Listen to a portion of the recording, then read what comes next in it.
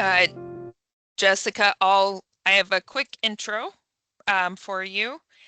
Um, Thank you everyone for attending this webinar, Create a Healthier Home. It's hosted by Jessica Goulet from Thurston County Public Health and Social Services.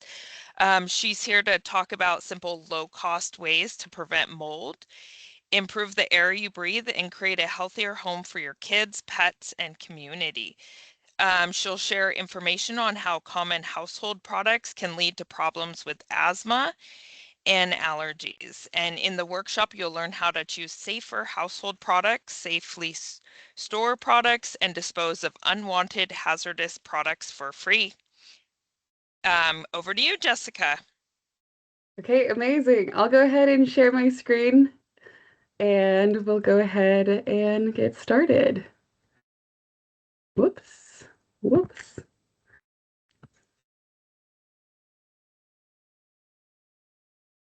All right.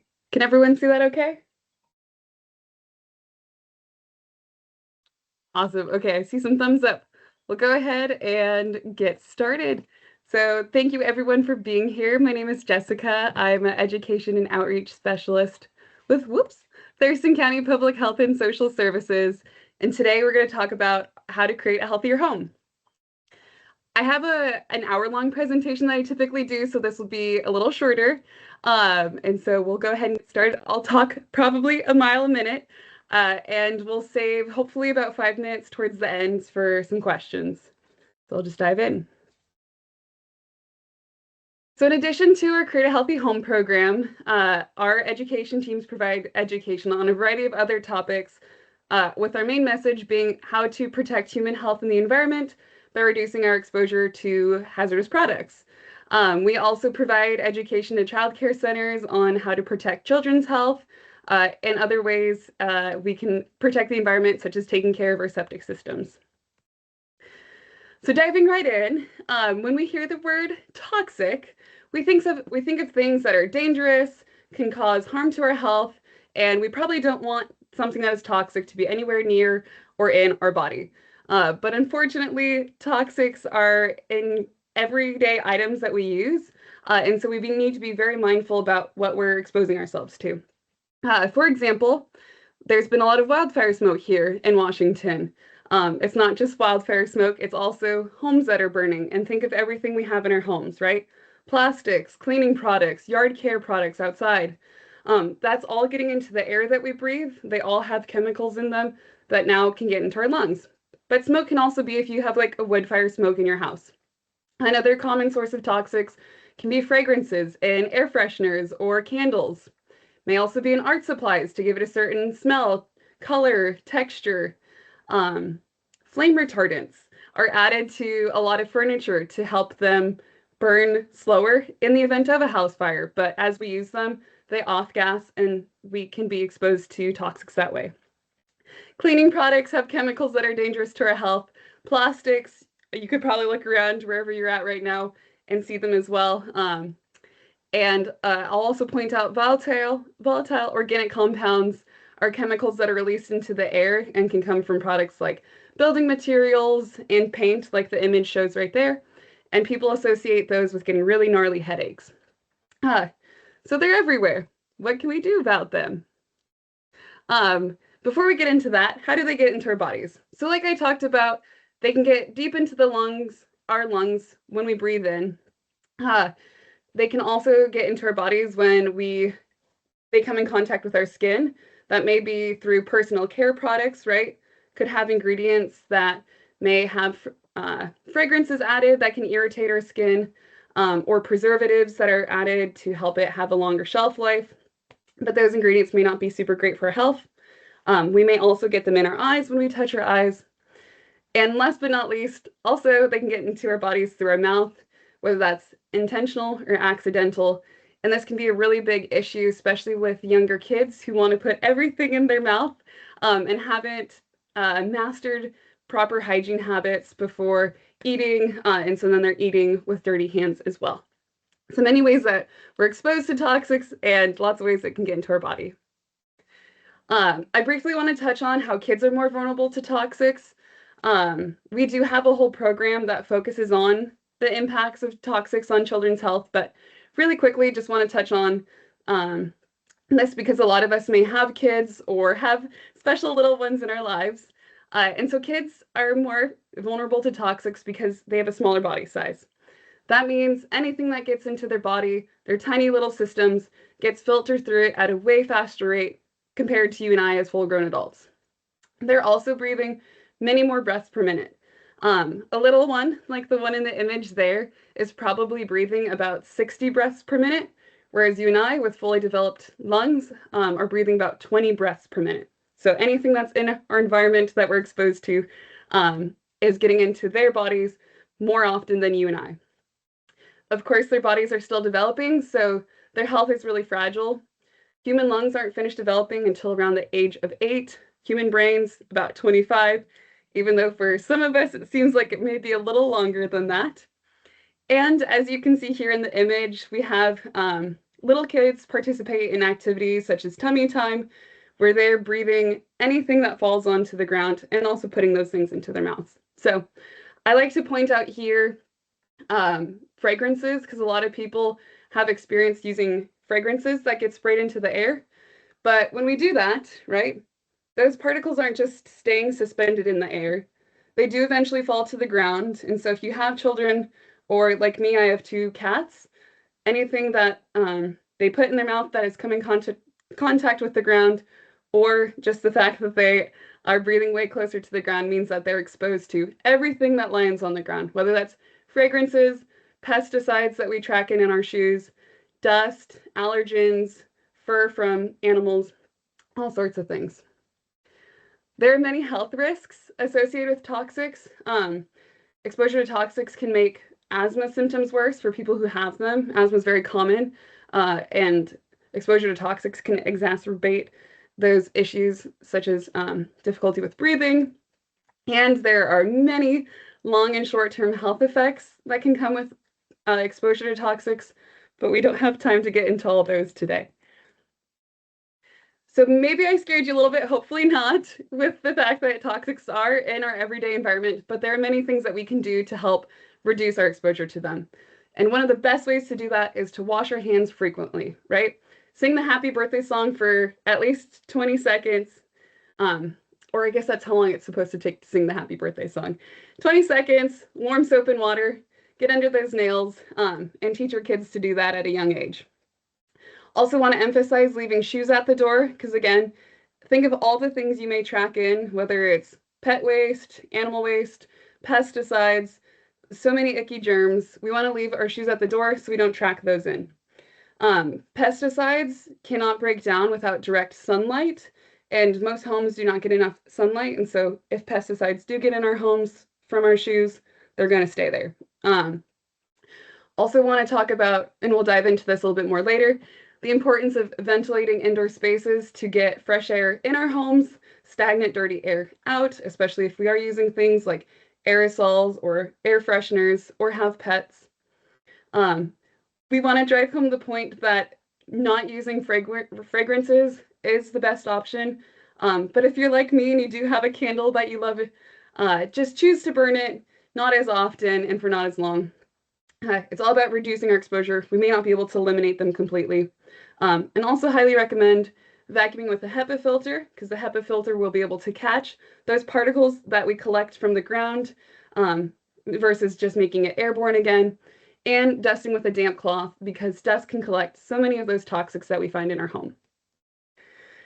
All right, moving right along. I encourage you, if you are at home and have access to your cell phone, to take pictures of these slides, because I won't be able to have enough time to talk about all of them. I'll just point out some key takeaways. And for this slide, I really want to emphasize avoiding aerosol products. So aerosol products, of course, are products that have compressed air in them. You may think of like dry shampoo, hairspray as being an aerosol product, but those products actually have propellant chemicals that are added to them to help the product shoot further, which can, again, help them or make them get to places where they weren't intended. Like if you were cleaning your countertop with an aerosol product and you have an apple sitting on the counter. You probably weren't purposely spraying your apple, but because it has propellant chemicals to help that product shoot further, now your food's getting contaminated. Or if you're using a hairspray in the bathroom, those are flying all over the place. Maybe now they're on your toothbrush that was on your counter. Um, Moving along, we can also reduce our exposure to toxic by choosing safer foods. So here I want to emphasize choosing fresh or frozen produce because the alternative would be canned food, which we want to avoid because a lot of times, unless it's explicitly labeled as BPA free, um, cans, aluminum cans, cans like that store beans, veggies, fruits, can have BPA added to them to help prevent the can from rusting. But the food that we have in those cans, the longer they sit in them, the longer they're exposed to those BPA chemicals that can then get into the food that we eat and into our bodies. So fresh and frozen are going to be a better option.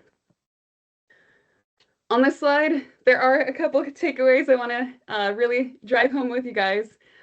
Never, ever, ever heat plastic. That includes microwave, oven, and dishwashers. I know it's really easy and convenient to be able to microwave food, especially all those pre-prepared meals that come in plastic. Just toss it in the microwave, or like a lasagna that comes in a plastic tray. But if you have access to glass, transferring the food into a glass container before heating it is going to help prevent any of those chemicals that are in the plastics from leaching into your food. If you can switch from plastic containers to glass, awesome. If you cannot, I would recommend hand washing your plastics, and again, don't put them in the microwave or oven. Also, think it's a really great idea to choose stainless steel or cast iron cooking supplies versus nonstick, because a lot of nonstick cookware has a chemical called PFAS added to it that makes it water repellent. And again, when we heat up our food, those chemicals can get into our bodies. Lastly, I want to point out that there is new evidence that suggests that black plastic cooking utensils have traces of flame retardants in them. And that would be because a lot of plastics that may be like in a spatula or a ladle that you have in your kitchen may have been made from plastic that came from recycled electronic waste. So if you think of like your TV in your house, if it's like mine, it has a black backing, all of the components are black. And when someone goes to recycle their electronic, companies may purchase that plastic because it's cheaper, or they're like, look, it's recycled plastic, this is great. When in fact, the chemicals that were added to whatever prior product it was in is now in your plastic cooking utensils, and that is, again, very common in black plastic. So we recommend wooden cooking utensils, and that includes cutting boards as well. Stainless steel is a great option, and food grade silicone. All right, and don't forget to take pictures. I have a few more of these slides on ways to reduce toxics. For art supplies here, I want to point out the labels in the bottom right-hand corner. The AP label you've probably seen on some children's art supplies products. That label indicates that there is no ingredients in sufficient quantities that are toxic to human health, and products with that AP label are safe for kids in 6th grade and under to use. Whereas products that have the CL label, they may be hazardous when when not used as instructed. And those products with the CL label, you only want to allow kids in 7th grade or above to use. So we can protect health that way. And personal care products, we already talked about aerosol products, how we want to avoid those. Also, I guess I forgot to mention aerosol products. If the compressed gas is not used all the way in our hairspray or dry shampoo, it's technically considered a hazardous product because if you compress it or you heat it up, it can explode. So avoid some less convenient disposal options by choosing products that have pumps, spray pumps. Here I want to point out phthalate-free products are a great option because phthalates are a type of plasticizer that is added to products like shampoos or laundry soap to make the fragrance stick to your clothes or your hair so that it smells. But if you want to avoid some plastics, choose phthalate-free products. I guess I also am going to point out here that there's actually a difference between fragrance-free and unscented. You only want to buy products that are fragrance-free. There is a difference. Fragrance-free means that there is absolutely no scent that that product is producing, whereas unscented means that there has been chemicals or other ingredients added to that product to mask a smell. And I know I'm giving you lots of information right now. At the very end of this presentation, I will copy and paste a series of links for you guys to have access to that are linked to all this information. Cradle to Cradle is a great certification to ensure that it's a safer product. And one of the links I'll give you at the end of this presentation is the Environmental Working Group, and they've got several databases. One that we're mentioning here is for their skincare products. All right, super. Household hazardous products. We talked about how toxics are everywhere. There's also, we're exposed to household hazardous products. We probably have a bunch in our home and we don't even know it. They can include common things like air fresheners, cleaning products, which can be, not super dangerous if they're just used as is, but if we forget to follow the directions explicitly as stated on the label, they can be very dangerous to our health. But how do we know if the products we have in our home are hazardous? Always read the label. When you're reading the label, you're going to look for signal words to indicate the hazard level. Of course, poison and danger are going to be the most hazardous. Warning and caution indicate that the product is mildly hazardous. And if you don't see any of those signal words on the product, right, it may be like, think of a window cleaner. You may see the words caution on the front of the product. But if you're looking at your product, you don't see any signal words, maybe a safer option, or it could be incorrectly labeled. And so when that's the case, look at the back of the product at the precautionary statements. If it says you need to ventilate, wear gloves, goggles, all these things, you can assume that there is some hazard level and risk with using that product. When you're also looking at the product label, you want to watch out for greenwashing. So greenwashing is a term to describe words that companies use to try and convince you that their product is safer for you and the planet, when in fact they are not. These words may be all natural, eco-friendly, but these words unfortunately are not regulated by the government. So that means that anyone can put these words on their product like non-toxic. Someone could technically put that on a bleach, yet that is a very toxic, hazardous product. Usually the products that have these words have like bunnies and butterflies, maybe like a little picture of a duck being cleaned with some soap. And it's, again, trying to get you as a consumer to think it's a safer product, but we don't want to fall for their tricks. What we do want to look for, though, is what are called third-party certified labels, and one of the most common ones is going to be the EPA Safer Choice. The one on the left, I believe if you're looking at my screen the same way, it just says Safer Choice. That's going to be on cleaning products. Fragrance-free, the one in the middle, indicates again that product has no scents added to it. Designed for the environment will be for safer sanitizers and disinfectants, and Green Seal is also on a variety of products. Third-party certified, that means that company is paid for their product to get tested, and you can trust that it is a safer choice for you and the environment. I'll drop a link in the chat with the Safer Choice handouts. They also have a really great database, so you can search up different brands or products to see which ones fall into those categories. Another option if you don't want to make your own, don't want to buy your own cleaner, is make your own cleaner. So safer cleaning kits include vinegar, baking soda, and Castile soap. Most of those things you can find at the dollar store. Castile soap, I will say, if you're not familiar with it, it is a super concentrated soap, so a little goes a long ways. And there is a little bit more of an upfront cost with that product, but it will last a long time if you use it according to the Safer Cleaning recipe card. This is also a really great cleaner. It's safe to get on your skin. It's not going to irritate your lungs. And kids can actually make this as well. So there's no excuse for a kid not being able to help clean at home. And I know there's probably a couple days before school starts, so if you need to do some back to school cleaning, just make some of these safer cleaners, and I'll drop that link in the chat as well. So after this presentation, you may be interested in going through your supplies and seeing what products are considered hazardous And if you do find products that have the words caution, warning, poison, danger on it, you're going to want to make sure that they're stored safely. We always recommend that they're stored in their original containers because they're going to have the original label with all of the safe storage and disposal directions and also what to do in case of an emergency.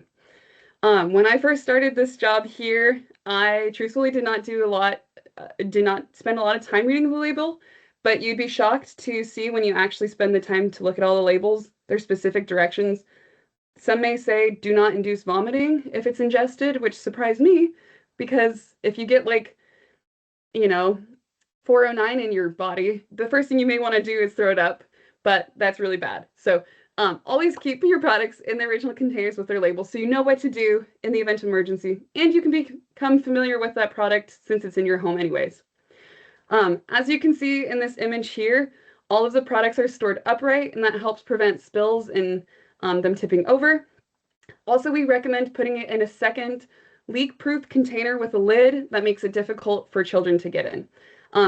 Also, storing your products in a plastic tub like this is great in the event of a natural disaster, say an earthquake or a flood, because all of the products will be kept in the container, even if they get jostled around or flood water comes in.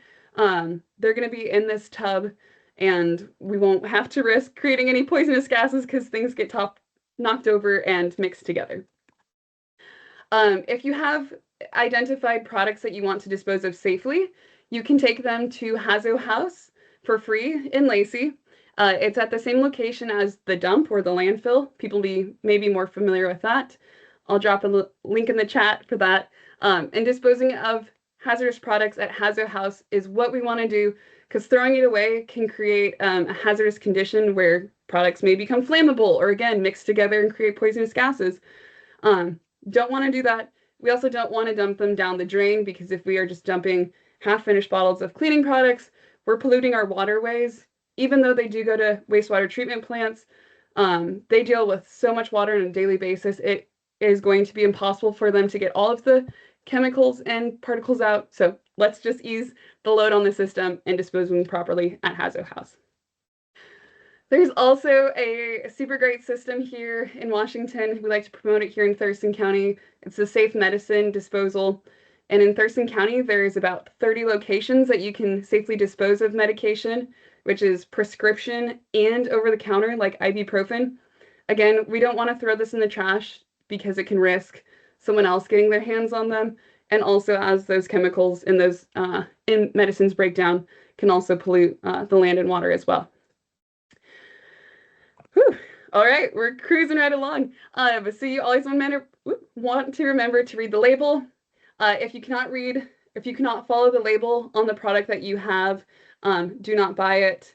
Only buy the amount that you need. Don't need to increase your exposure to toxics, and you save money by not buying more than you actually need in your home. All right, I'm watching the clock, so I just want to make sure we have enough time to keep going. So I'll quickly touch on indoor air pollution. There's so many ways our indoor air can become unhealthy, whether again that's cleaning products we use, scented products, plug-in air fresheners, pets that we have. I have, like I said, 2 cats. One of them is a very fuzzy rag doll who likes to track in a lot of leaves, dirt, dust, and he releases a lot of fur as well. These are all things that can make our indoor air less healthy to breathe. It can cause a lot of health effects like sneezing, coughing, runny nose, headaches. So if you have any of those, assess your indoor air quality. If you smoke or vape, we highly recommend doing it outside. Even if your vape smells like Fruit Loops, those particles are unhealthy to breathe, and we don't want people who are not choosing to use these products to be exposed to secondhand smoke. So if you do use them outside, and if you have a jacket that you can wear or another article of clothing that can stay outside while you're smoking or vaping, that's great because then we're not bringing those particles back indoors as well. To help improve our indoor air quality, number one thing you can do is open your windows and doors daily if that's a safe option for you. In Thurston County, we have this thing called a fresh air blast.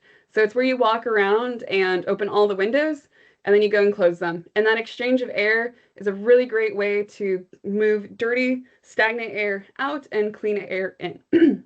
I'll also point out that It's really important to keep at least an inch between furniture and walls to help with the airflow because a lot of times moisture can build up when there's a difference in temperature between the outdoor air and our indoor air, and then the backs of our couches and bed frames can become moldy, and we don't want that.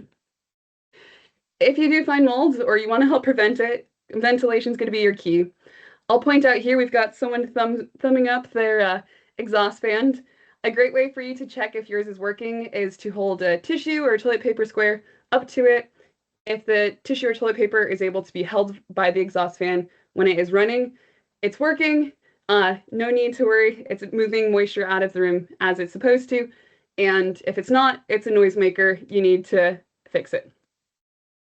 I'm going to jump to how to clean mold. If you do find mold in your home, do not use bleach. I know that is a very common thought. It was what we've been taught, right? But bleach just changes the color of the mold. It doesn't actually remove it. So we recommend taking a dry detergent, whether that's a laundry soap or a dish soap, adding a little bit of water so it makes a paste, applying it to the surface, scrubbing it so that you're physically removing the mold spores, and dry the area. You're going to want to monitor that area because if it's a leak or any other issue, the mold will return if the source of the moisture is not addressed. And I will say that there are mold spores all around us, and all mold needs to grow is moisture in a dirty surface. So want to make sure we're keeping our area clean. I'm going to drop a link in the chat afterwards for the Washington Law Help. If you are a tenant experiencing issues with mold and your landlord's not doing anything to help fix the situation, you can contact them. You may also contact our Healthy Homes line. We can provide you with education and other free resources as well. So to wrap things up, we recommend on a daily basis, opening your doors and windows to get some fresh air in, keeping your kitchen nice and clean because that's where a lot of bacteria can form, cleaning up spills to reduce moisture in your home. And on a weekly basis, vacuuming and dusting is going to help create a cleaner environment to improve your indoor air. And for all those little ones you may have who play on the floor, removing clutter. I know it sounds like a big ask, and it is, but the less clutter you have, the easier it is to do these tasks like vacuuming and dusting. Cleaning the bathroom weekly is another great way to reduce bacteria that we're exposed to, and washing bedding in hot water can help kill any of those little skin bugs we may have crawling around. Woo! All right, guys, that is all. I want to say thank you so much for attending. I think we have like 3 minutes for questions. I will leave this screen up for a few minutes while we go through some questions, maybe just a second. The QR code will take you to our e-newsletter sign up. So if any of this information was exciting to you and you want to learn more tips and tricks for how to create a healthy home and yard, that is a great way to stay in touch with what we're sharing. And I will also drop a link in the chat to our workshop list. So if you have a group of friends or an HOA, a book club, whatever, who may be interested in hearing one of our presentations, we can also figure out a way to schedule that with you guys. So, all right, I'll stop talking now. Thank you. We do have one question in the chat. Perfect. The question is, does eating tuna steaks put you at higher risk of exposure to contaminants than eating other non-steak parts of the tuna? Okay, that's a really great question. I don't know specifically parts of the tuna, but I can tell you that tuna is a predatory long-term fish. And so we want to avoid predatory long-term living fish because that means they have a longer amount of time throughout their life to eat smaller fish that may have also been exposed to mercury. And then the bigger, larger fish that live a long time eat more of those smaller little fish, and that will accumulate. So the Washington Department of Health, I did not include this link in the links I'm going to drop right now. But the Washington Department of Health has a really great website and list of information to help you find the safest fish, and they'll update with fish of concern, and they have great recommendations as well if you like to eat fish. We did have just 2 more questions. The next question is, could you expand on bleach doesn't kill mold, it only bleaches the color? Yeah, let me just drop this real quick. So this one's kind of, I say tricky, but it's just because I'm not necessarily a chemist. I just know that the mold spores will stay in, especially porous surfaces like drywall or wood. They're going to be deep in the product. And so if we're just spraying the surface of the mold, it's not going to be able to deeply penetrate enough. That's why we want to physically scrub it. The EPA does recommend if you live with someone who's immune compromised, using bleach may be a safe option just because you want to make sure that their health is protected, and it may be okay to use on non-porous surfaces like tile or porcelain. But check out the, let me see, our mold and ventilation page should have more information on that as well. And then also check out the EPA website. They'll do a better job explaining the ins and outs of that than I will right now. And then the last question I'm seeing in the chat is, can you share the link for the safer DIY cleaning supply recipes? Yes. Let me try and find that really quick. I did not mean to forget about that. I'm assuming people have to jump off here in a minute right now. So let me see how quickly I can find that. The safer cleaner is a really great way to like connect with your kids and to get them to clean. It's exciting and fun. I was able to give a couple presentations yesterday at our a summer camp where we made safer cleaners with kids, and they had a blast and they loved feeling like little chemists as they mixed the baking soda and the vinegar to make lots of bubbles. So does someone mind clicking on that link and seeing if it takes them to the Safer Choice website? Or not Safer Choice website, but our recipe card. Yeah, you go, Crystal. Yes, it opened for me there. No, that did not work. Okay. Yeah. Let me try one more time. Yeah, it did work for me. It works for me. Did It work? opened Okay. for me Opens as up as a well. separate document, right? Yes, separate document.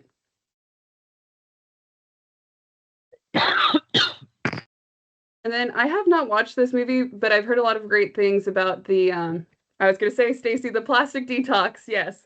That talks a lot about infertility issues and the association with our exposure to plastics in our daily lives. So, okay, cool. I will make sure that someone from the Department of Veterans Association can give you, well, here, let me just type my email real quick. That way, if anyone has any questions or wants to get in touch with me, you can reach out that way. And I'd be happy to provide you with whatever you're looking for. All right, Jessica Goulet at co.thurston.law.us. Okay. Super. I think we're good to go. Thank you, Jessica, and thank you all for attending the webinar. The next webinar is 1040, Washington 529 Plans, A Bright Future is in Season by Andrew Gutzmeer from Washington Student Achievement Council. The link is here in the chat. And tomorrow, if you're in the Olympia area, Thurston County Public Health and Social Services will have a booth at our in-person wellness fair at the Liquor Cannabis Board next door from 10 to 1. Feel free to stop by, talk to them or any of our other vendors, including puppies, kittens, blood drive, and flu shots. Thanks, Amazing. everyone. Awesome. Thanks. Have a great day.